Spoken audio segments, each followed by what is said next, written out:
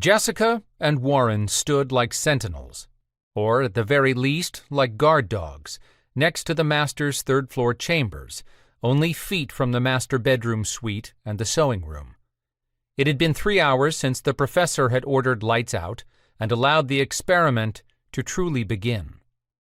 Warren Atkinson placed the digital recording device in the center of the Persian rug. The 25-year-old grad student slapped Jessica's hand away again.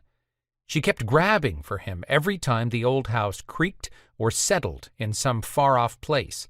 At the rate they were going, they would never place all the sensitive equipment in time.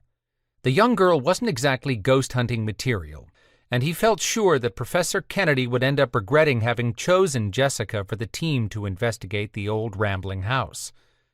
"Look, you're going to have to quit pulling on me every time you hear a noise or feel a draft," Warren said. The girl was terrified.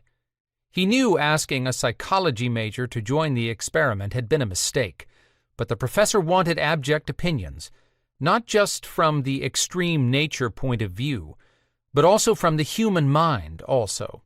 Thus, Jessica. "Listen." He tried to speak calmly to the girl. "The house is 100 years old. Boards have loosened up. It's not ghosts, and it's not supernatural at all. It's just house noises. We've been to a lot of places with Professor Kennedy on this study, but this house is not just a house. If there is one place in the world that's haunted, it's this house, these grounds. I can feel it."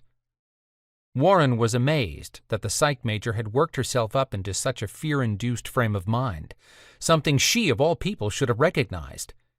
He shook his head. She was now an uncontrolled part of the experiment, and he knew he was going to have to report her status to the professor.